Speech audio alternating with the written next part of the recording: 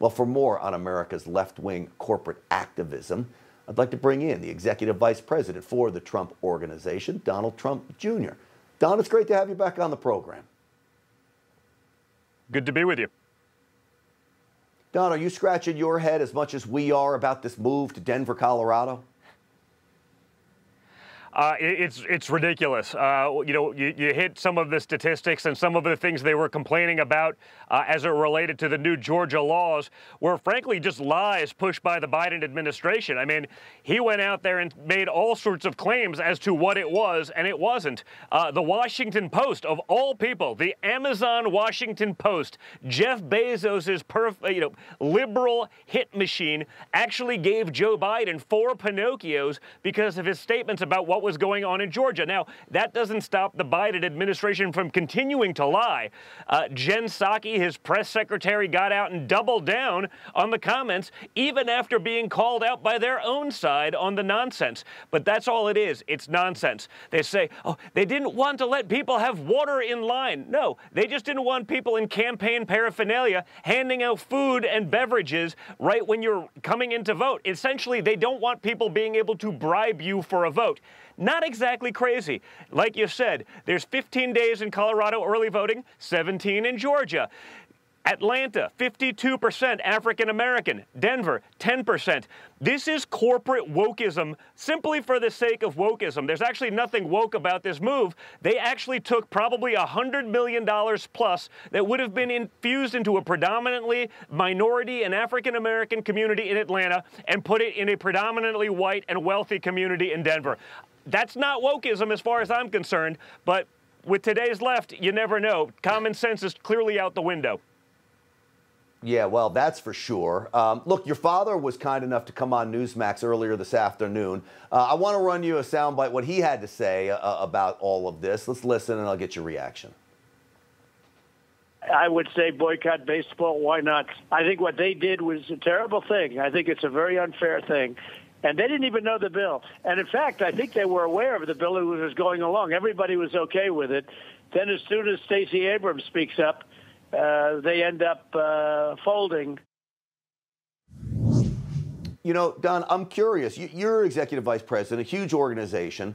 Don't officers of corporations like this have a fiduciary duty to shareholders, one, to stay out of politics and make sure that the companies are making money?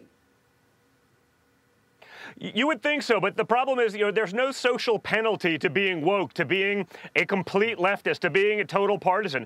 But what's really nice is that after, decades of sitting aside, turning the other cheek, Republicans have allowed us to get trampled. But this week, we actually saw Republican lawmakers and otherwise finally start to push back. Georgia lawmakers, they fought back on Delta, who was doing the same thing. Delta Airlines, they said, hey, let's revoke some of your tax status. I put out a tweet saying, hey, MLB should lose some of their, statuses that they get and the protections that they get. And, a few congressmen and then ultimately senators, Marco Rubio, Ted Cruz, sort of got on this movement of, hey, let's pull, MLB's special treatment if they're going to be partisan this way. So if Republicans start fighting back rather than simply turning the other cheek and letting the other side win, I think this actually goes away. I think, unfortunately, the only cure for cancel culture is actually fighting back with some of the canceling until people realize it's a zero-sum game. Shareholders should be watching. They should be holding these woke CEOs that are making bad decisions for their companies, that are infusing politics into something that doesn't need to be political, and they're destroying shareholder value. They should be responsible for this. They should be held accountable. The media will give them a pass, but if shareholders get active the way some of these Republican politicians finally did, after years of just getting run over and steamrolled, I think there's some hope. Yeah, I hope you're right on this. I watched your father teach Republicans finally how to fight again, and then as soon as he leaves office, it seems like they all of a sudden go wussification on me, and people are frustrated. We want the gloves off. We want them fighting here. So I'll ask you, your father has 74, 80, 90 million followers. What do you tell them? What can all of us at home do to push back against this nonsense? Listen, I think you said it best. I mean, he taught Republicans how to fight. My book, Liberal Privilege, was about that. Trump being able to show, and now they forget. But I think if those 75 million, 80 million people and more, there's going to be a lot more that probably are just quiet. They look at what Joe Biden's doing. They see what's going on the border. They see what's happening with their jobs. They watch us ceding control to China. And they have buyer's remorse.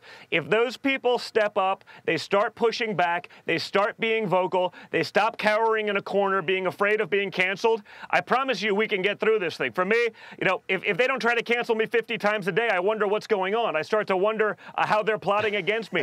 We just can't be afraid of the nonsense. If we push back and we fight back intelligently, we can actually win this battle. But we have to be engaged. You can't just have Donald Trump doing it by himself and maybe me screaming in the background. We all need to be a part of this movement. Again, if you're a shareholder of these companies, if they're part of your 401k, if you're a fan of baseball, let them know that this kind of stuff and this kind of nonsense is unacceptable. They don't need to infuse themselves. They certainly don't need to take fake talking points and run with them as though they are the gospel, because that's exactly what happened. The Biden administration, because there's no one in the media willing to actually fact check them, even if the Washington Post did for the first time ever, they can just get away with it. They can make stuff up, and okay, it's no problem. It's Joe Biden. He can't remember where he is. Don't worry. We'll give him a pass on this one. Hold them accountable. Don't let them get away with it. You have to stay active. If you're not in this fight, and we're not in this together, nothing's going to change. Well, on this program, we talk a lot about Stinchfield's Army, and that's everybody, watching this, clearly a small part of the Trump army that is out there. And I say follow your lead, your father's lead, and make sure you get engaged, run for office. Last question for you. Speaking of running I tell people run for local office, run for your school board.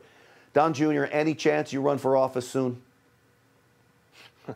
Well, listen, there's a really good chance I'm going to be very involved no matter what. I mean, I got the bug for the game. Again, unlike so many Republicans and, conservatives, I actually have the stomach for the fight. So, when they attack me, doesn't bother me at all. I sort of look at it as a badge of honor. Not many on our side have that.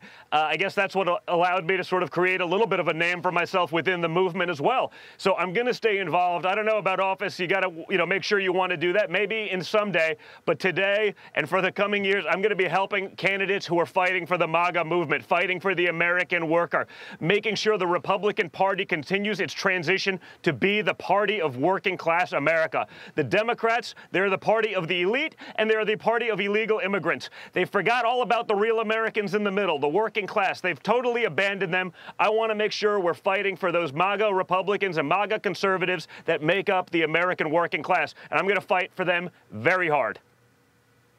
Well, I know you will. I know your father will, and I know the rest of your family will, and we appreciate you bringing that fight right here to the program on Newsmax. Donald Trump Jr., thank you. Can't wait to see you again.